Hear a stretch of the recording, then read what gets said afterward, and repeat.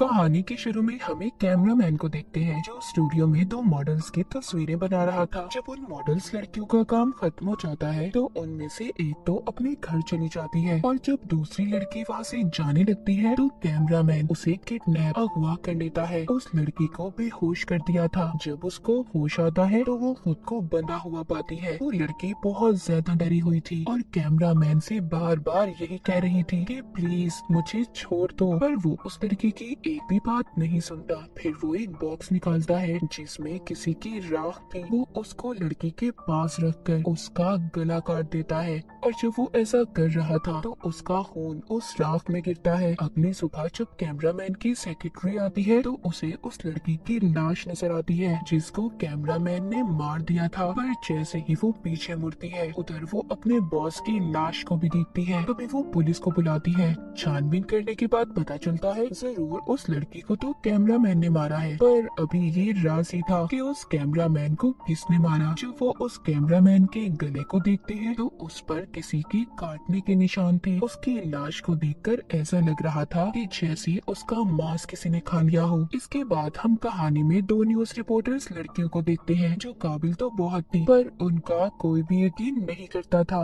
वो जब दोनों अपने ऑफिस में जाती हैं तो उनका बॉस उनसे कहता है कि इस केस के बारे में पता करें कि आखिर उस कैमरामैन की मौत कैसे हुई, उसे इतनी बेदर्दी से किसने मारा। अब वो दोनों एक लैब की लड़की से मिलती है। वो उसको होटल में खाना खिलाती है और इस केस के बारे में पूछती है। वो लड़की उन दोनों रिपोर्टर्स को बताती है कि उस कैमरामैन ने तो लड़की को मारा है। हमें उसके घर से कुछ मोमबत्तियां मिली। उन्हें देखकर ऐसा लग रहा था कि जैसे वहाँ पर कोई रिचुअल, कोई जादू हुआ हो और कैमरामैन की गर्दन पर किसी के दांतों के निशान थे कि जैसे किसी ने उसके गले को चबा कर खाया हो। ये दोनों जब ये सुनती हैं तो काफी परेशान हो जाती हैं और सोचने लगती हैं कि ऐसा आदमखोर कौन हो सकता है जो इंसानों को ऐसे खौफनाक तरीके से खा रहा हो। इसके बाद हमें सैंड्रा नाम की एक लड़की दिखाई जाती है जो योगा करके अपनी गाड़ी की तरफ जा रही थी। जैसे ही वो अपनी गाड़ी में बैठने लगती है तो कुछ लोग आकर उसकी गाड़ी को चुरा कर ले जाने वाले थे, पर तभी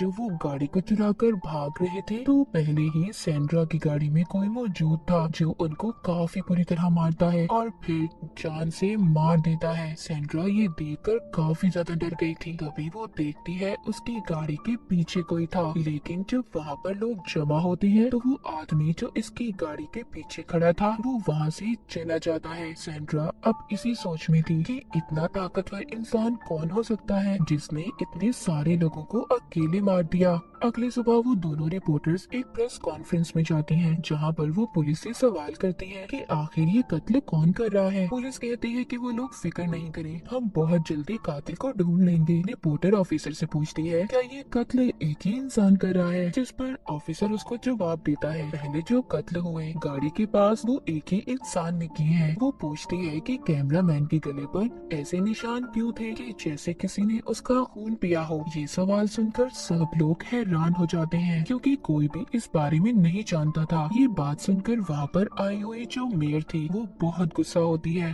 और वो रिपोर्टर लड़की से कहती है कि आइंदा के बाद तुम इस कॉन्फ्रेंस में नहीं आओगी, तुम्हारी जगह कोई अच्छा रिपोर्टर आएगा जो हमसे अच्छे सवाल पूछेगा। और वो ये बात इनके बॉस को भी बता देती है, जिस पर इनका बॉस इन्हें बहुत डांटता है। बॉस को भी उनकी बातों पर यकीन नहीं था। वो पूछते हैं कि आखिर तुम्हें ये खबरें देता कौन है। वो कहती है हमारे खास लोग जो पुलिस में शामिल है। जब ये दोनों अपने घर पर थी ये सोचती है कि क्यों ना हम अपने अकाउंट पर कुछ पोस्ट करें इन सब कत्लों के बारे में, क्या पता हमें कुछ पता चल जाए। तभी इन्हें लैब में काम करने वाली लड़की का फोन आता है। वो उन्हें बताती है जिन भी लोगों का हमने डीएनए का टेस्ट किया है वो एक ही आदमी है जो सबको मार रहा है, पर जो उस मॉडल लड़की की मौत हुई वो तो कैमरामैन ने ही की थी। अब ये दोनों इन सब बातों का पता करने कैमरामैन की ऑफिस में जाती हैं जहाँ पर सबसे पहला कत्ल हुआ था। जब ये वहाँ पर जाती है तो वहाँ पर इन्हें एक बॉक्स मिलता है। ये वही था जो हमने कहानी के शुरू में कैमरामैन के हाथ में देखा था, पर अब उस बॉक्स में राख नहीं थी। छानबीन करने पर इन्हें जादू का सामान भी मिलता है जिसे देखकर इन्हें पता चलता है कि यहाँ पर जरूर किसी ने कोई जादू किया होगा। वो दोनों सब चीजें देखकर सोचती हैं कि जरूर वो कैमरामैन किसी कल्ट किसी ग्रुप का आदमी होगा जिसने यहाँ पर जादू करके किसी को जिंदा किया है, और वो वही इंसान है जो जिंदा होकर अब सबको एक एक करके मार रहा है। अब जब सब इन दोनों को पता चल गया था, लेकिन ये दोनों सोचती है बिना सबूत पे कोई भी इनकी बातों पर यकीन नहीं करेगा, इसलिए ये दोनों फैसला करती हैं कि पहले ये सबूतों को इकट्ठा करेंगी। उधर सेंड्रा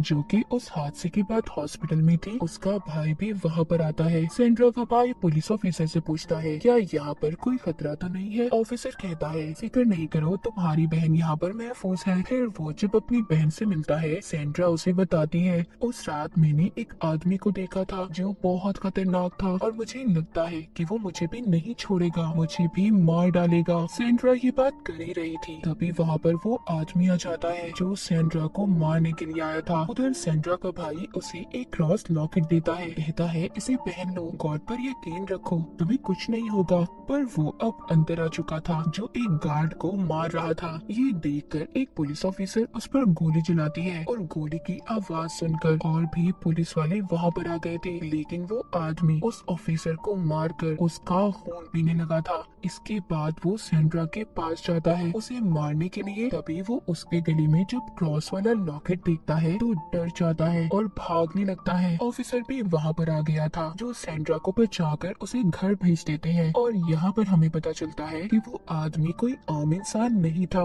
वो एक ड्रैकुला था जो सिर्फ रात को बाहर निकलता था। और ये यहाँ पर आया कैसे, ये हमें कहानी में आगे जाकर पता चलेगा। इसके बाद हमें एक लड़की दिखाई जाती है जो अपने काम से वापस घर जा रही थी। जो वो गाड़ी में बैठती है तो ड्रैकुला पीछे से आकर उसके गले को पकड़ लेता है, उसे मारकर उसका खून पीने लगता है। अगली सुबह दोनों रिपोर्टर्स को उनका बॉस कहता है मैंने आज नया शो शुरू किया है जिसमें लोग हमें अपनी राय देंगे कि कातिल कौन है, और उनको इस केस पर बहुत से मैसेज भी आना शुरू हो जाते हैं जिसमें लोगों ने उन्हें अपने अपने ख्यालात बताए थे कि ऐसा क्यों था और इसके पीछे राज क्या था। वो दोनों रिपोर्टर लड़कियां कुछ लोगों के नामों को चुन लेती हैं और उनसे बात करने की भी कोशिश करती हैं। उधर सेंड्रा का भाई भी उसे अपने घर ले आया था। वो बताता है कि यहाँ पर कैमरे लगे हुए हैं, तुम फिक्र नहीं करो, तुम्हारी जान को खतरा नहीं होगा। तभी सेंड्रा रिपोर्टर की वीडियो देखती है जिसमें वो कह रही थी कि इस केस के बारे में कोई भी अगर कुछ भी जानता है तो हमें जरूर प्लीज बताएं। सेंड्रा अपने भाई से कहती है कि मैं भी इनसे बात करना चाहती हूँ। उधर ऑफिस में दोनों रिपोर्टर लड़कियों से अब एक लेडी बात करती है। वो कहती है कि मैंने आप लोगों की खबर को पढ़ा जिसमें आपने एक कैमरामैन का जिक्र किया था। उसी आदमी से 1 साल पहले मेरी बात हुई थी क्योंकि मैंने उस वक्त ड्रैकुला के ऊपर एक किताब लिखी थी। उस किताब में एक आदमी का जिक्र था जो बहुत खतरनाक था। वो उस आदमी को जिंदा करना चाहता था और वो मेरी इन सारे मामले में मदद भी चाहता था, पर मैंने उसे इस बारे में नहीं बताया क्योंकि अगर मैं ऐसा करती, उसकी मदद करती, तो एक खतरनाक ड्रैकुला हमारी दुनिया में आ जाता। तभी एक और लड़की इनकी वीडियो में शामिल होती है जो कहती है हाँ मैं भी जानती हूँ उस इंसान के बारे में जो ड्रैकुला बनकर लोगों को मारता है। कुछ सालों पहले मेरा भी सामना हुआ था, उसने मेरी आंखों के सामने मेरी दोस्त को मार दिया, लेकिन मैंने उसे मारकर उसकी लाश को धूप में ले आई जिससे वो राख बन गया और मैंने उसकी राख को एक बॉक्स में बंद कर दिया। पर कुछ दिन बाद वो बॉक्स ही चोरी हो गया। ये सारी कहानी सुनने के बाद दोनों समझ गई थी कि ये ड्रैकुला ही है जो अब दोबारा लोगों को मार रहा है और वापस आ चुका है। जब ये दोनों घर जा रही थी तो तभी इन्हें सेंड्रा की कॉल आती है जो इनको सब बताती है जो सब उसने अपनी आंखों से देखा था। सेंड्रा की बातें सुनकर तो दोनों को पक्का यकीन हो गया था कि ये ड्रैकुला ही है। जिधर सेंड्रा रुकी हुई थी उधर वो ड्रैकुला आ गया था। वो वहाँ पर आकर सेंड्रा के दोस्तों को मार रहा था। सेंड्रा वीडियो कॉल के जरिए दोनों रिपोर्टर लड़कियों को दिखाती है कि वहाँ पर सब क्या हो रहा था। वो दोनों जब ये देखती है कि ड्रैकुला कैसे इंसानों को मार रहा है तो वो भी बहुत ज्यादा डर जाती है। तभी सेंड्रा का भाई आ जाता है जो उसको वहाँ से ले जाने आया था, लेकिन वो ड्रैकुला वहाँ पर भी आकर सेंड्रा के भाई को मार देता है और फिर सेंड्रा को उसने इनको भी वीडियो कॉल पर देख लिया था। जब ये उसकी शक्ल देखती है तो दोनों बहुत ज्यादा डर जाती हैं। वो जाकर सारी बातें पुलिस ऑफिसर को बताती है तो वो कहता है तुमने क्या मशहूर होने के लिए ये कहानी बनाई है, अगर ऐसा है तो प्लीज ऐसा मत करो, बहुत फजूल कहानी है तुम्हारी। वो जान चुकी थी कि बिना सबूत के कोई भी इन पर यकीन नहीं करेगा। वो सोचती है कि दिन के वक्त वो ड्रैकुला आखिर रहता कहाँ होगा। वो उसके लिए हथियार भी बनाती है ताकि ये उसका सामना कर सके। एक दिन इन्हें एक आदमी का फोन आता है जो इनकी मदद करना चाहता था। वो अब इन दोनों को अपने ऑफिस में बुलाता है। ये पूछती है कि आखिर उन्होंने यहाँ पर क्यों बनाया है। वो आदमी बताता है कि हमारी डीलर कंपनी है, हम लोग घर बनाकर बेचते हैं। उन्हें बताता है कि मेरे पास एक दिन एक आदमी आया था जिसने मुझे कहा कि मुझे एक ऐसा घर चाहिए जो बिल्कुल वीरान हो और बहुत सुनसान जगह पर, वहाँ पर कोई आता जाता ना हो। मैंने उसे वो घर दे दिया था।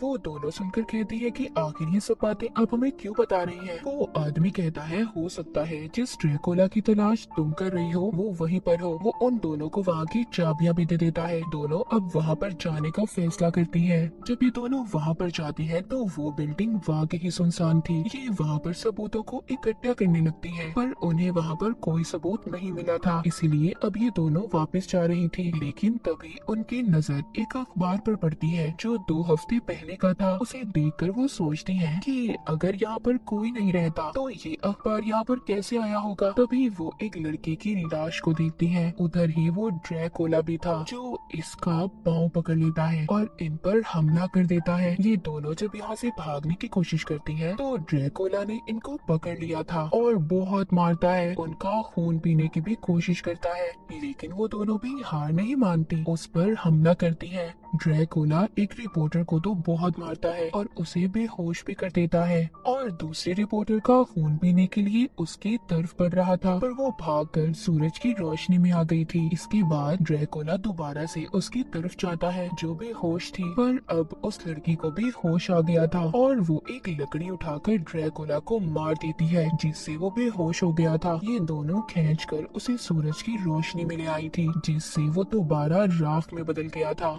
इसके बाद हम कुछ दिन बाद की कहानी को देखते हैं। दोनों रिपोर्टर्स बहुत ज्यादा जख्मी थी। कोई भी इनकी बातों पर यकीन नहीं कर रहा था कि इन्होंने एक ड्रैकुला को मार दिया। इसीलिए ये दोनों अब ये फैसला करती हैं कि ये दोनों प्रेस को छोड़ देंगी और शादी करके कहीं दूर रहने लगती हैं। कहानी के आखिर में हम एक छोटी बच्ची को देखते हैं जो एक लेडी को ड्रैकुला की राख एक जार में दे रही थी। हम देखते हैं उसके नाखून बहुत बड़े थे जैसे कि वो भी ड्रैकुला हो। तो जैसे उस कैमरामैन ने इस राख के अंदर लड़की का खून डालकर इसे जिंदा किया था, मगर ड्रैकुला ने निकलते ही उसको भी मार दिया। फिर दोनों रिपोर्टर्स ने अपनी बहादुरी से उस ड्रैकुला को मारा, मगर उस ड्रैकुला की राख जब तक इस दुनिया में रहेगी तो कोई ना कोई इंसान उसे अपने फायदे के लिए लड़की का खून उसमें डालकर इसे जिंदा करेगा और ये ड्रैकुला फिर से दुनिया में तबाही फैलाने आएगा। और इसी के साथ ये कहानी यहीं पर खत्म